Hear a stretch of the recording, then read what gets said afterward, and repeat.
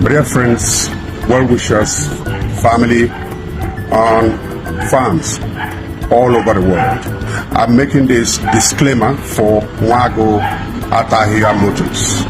On or about April or May 2023, I was called to be an ambassador for one Nwaguatahihia Motors, which I accepted just to promote enterprise and growth in business.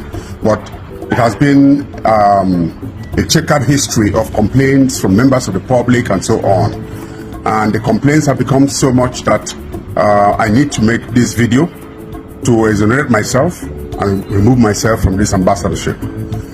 Many people I have connected, especially Uche Nana's sister.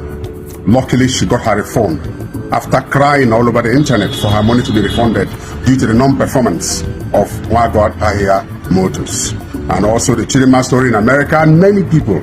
I've also found out that even many of the ambassadors have pulled out on their own. But this is so that nobody gets me acquainted or getting me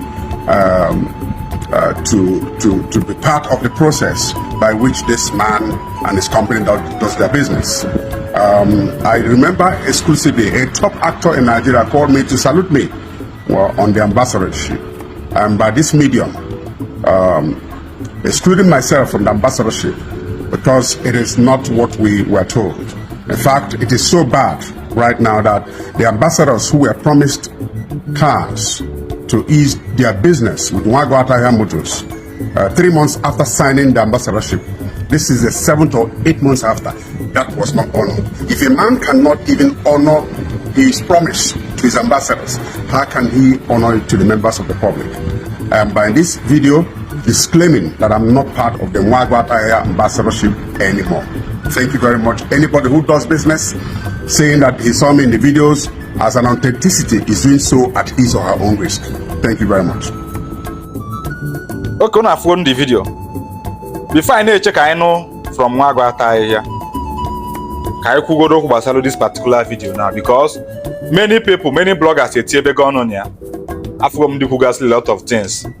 Only can follow saying Kanoyo O kanayo by the speed. No question the patience.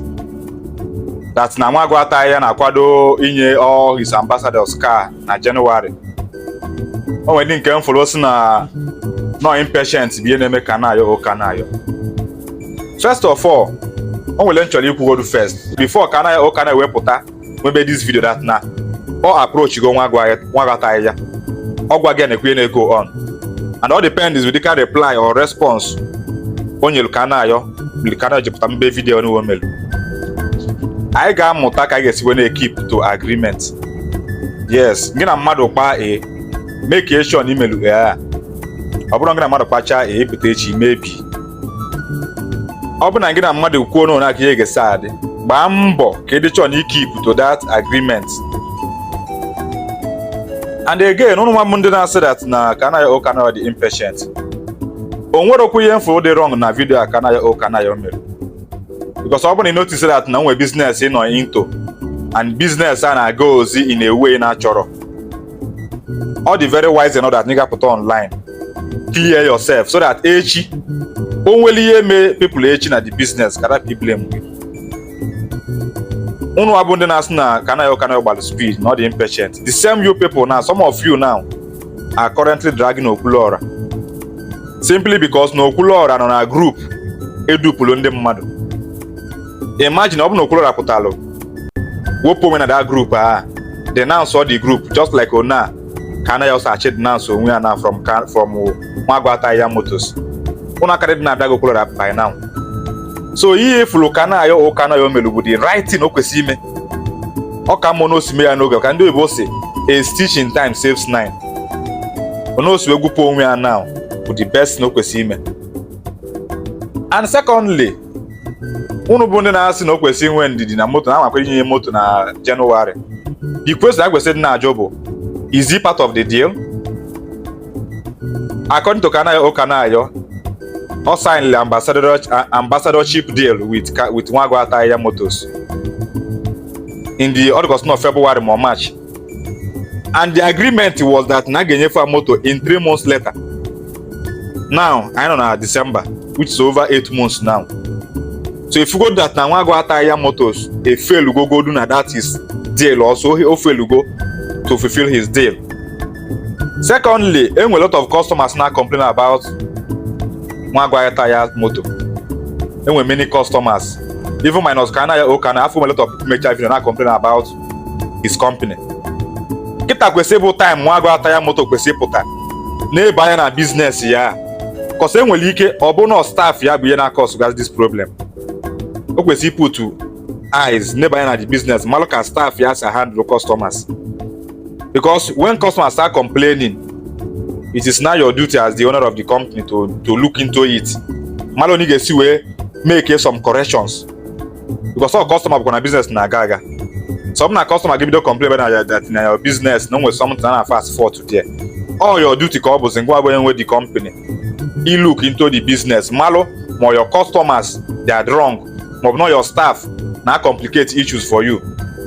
A malo will some amendment in the company. A malo with some staff in the actual. Because someone come know the staff ne kweli gaja na gar memaro. So yeah, bro, issue of trying to pull Igbo person down or anything, but I believe that na Kanoyo O cannot make the right decision so that echi can people that drag a beer for you na maro. Just like the ones that drag Okulona now. In your number, just because no Okulona na a WhatsApp group. Una fa drag ya. Open a Kanoyo after a video na tomorrow now. When somebody get me business backfire, ono ga put na drag Kanoyo O that not one of the ambassadors. So make the right decision. And the one got I go no get give me your own reply video. Ka malu ye the problem. Because I believe that now before Kanoyo O we put maybe this video that now or approach you go Nwaguatahihia. Or again go on. And all depends with the kind of reply or response on your Kanoyo jiptambe video no mail. So kita Nwaguatahihia go no ogi take a correction. Emalebe customers start complain about your business. Make it amend. And emalo ige menwu ko ige menwu ekwuzina mmadụ nkwa yi na memenwu because promise and fail abụrụ ezigbo ihe ka ọ bụ. Daalụkwanụ.